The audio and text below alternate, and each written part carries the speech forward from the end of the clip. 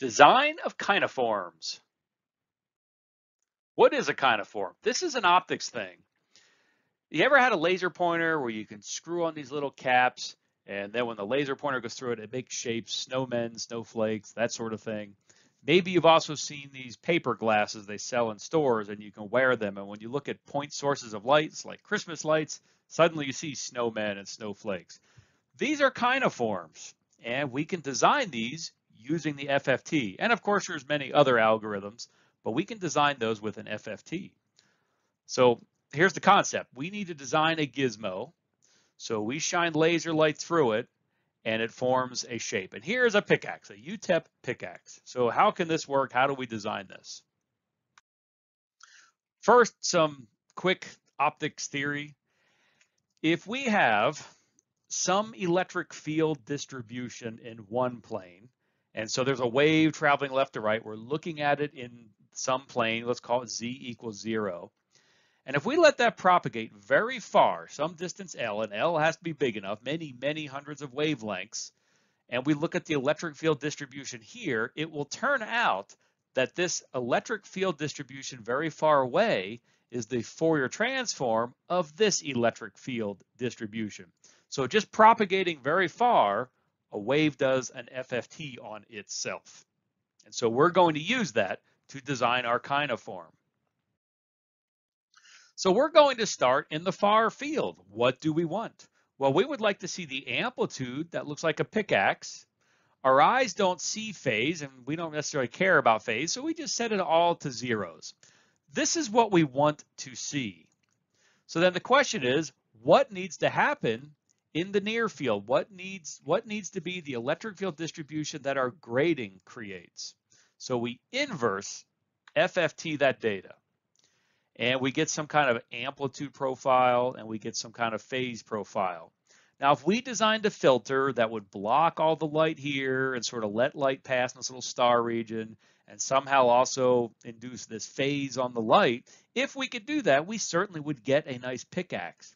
Here's the problem. We're blocking most of the light, and so this is going to look very dim. We're wasting all of that light. So we would like to use a device, a kinoform that passes all of the light. So we just want all ones here, and we would like to make this pickaxe just with whatever goes on with the phase.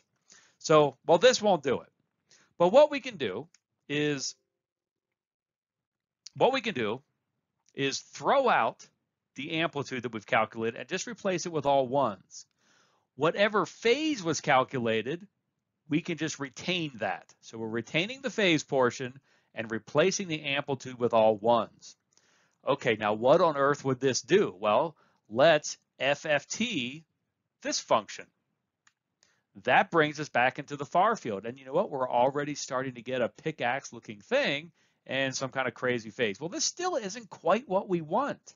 So what we'll do is we will throw out the amplitude portion, replace it with a pickaxe, retain whatever the phase was, and then inverse FFT, and then throw out the amplitude portion, replace it with all ones, but retain the phase, then FFT, and we iterate this many dozens of times. When this is done, here's where we end up. And we actually end up, even though it's all ones, so a plate of glass passes all the light, but inducing some kind of phase on that light gives us a beautiful pickaxe. While not 100% perfect, this looks really good. And with some kind of crazy phase that we absolutely don't care about because our eyes don't see phase anyway. So this is what the kinoform has to do. Somehow our light passing through the plate of glass has to make the electric field look like this on the other side of the glass. So how does that work? Well, we're passing all of the light, so glass does that. But we can take this phase function that we calculated on the previous slide and translate that to valleys and mountains on a plate of glass. And on the mountain regions where there's more glass, we're going to slow down the light more than when there's not a mountain. And so we're controlling the phase across the glass. So we just really have to convert phase into heights of these valleys and mountains. And now when light passes through that and then propagates very far from that, we will see a pickaxe. So in fact, looking at this, we don't see little tiny pickaxes. So putting those kinoforms under a microscope won't actually show you what you're going to get. And that's because what you're looking at here is essentially the Fourier transform of the shape that it would actually make. Here is the meat of the Matlab code that would perform the Gertzberg-Saxton algorithm. So before we enter this code, we'll initialize Matlab, open a figure window, load in the bitmap image, and all this sort of stuff. When we enter the code here, we have a flat array B, which came from our image, but we probably got rid of the RGB, red, green, blue information, and just flattened it to a single array. And a lot of times when I do the algorithm, my B array is somewhere around 256 by 256 pixels. And the image that I want to make from this Kinoform, I place in the middle, and maybe it's, the middle 80 by 80 cells within that array. So we enter this Matlab code with that. Well, with the image centered, that's not really naturally how the FFTs have their data. That's what it would look like after we've done an FFT shift. So in fact, we're going to perform an FFT shift to essentially unshift it. And now B is going to look like a chopped up pickaxe where versions of the pickaxe will be off into the corners. And that's the way the FFT will like it for this algorithm. So as soon as that's done, we're going to set up our first iteration. B at this point is what the far field should look like because we've loaded in our image, which forms in the far field. So then we convert that to the near field with an inverse two-dimensional FFT. From there, what we'll do is we will throw out any amplitude information that's there and just retain the angle information from that inverse FFT and calculate a complex exponential of that. So essentially all we've done is throw out the amplitude information in that FFT. Now we enter the loop and we iterate this a bunch of times, n times.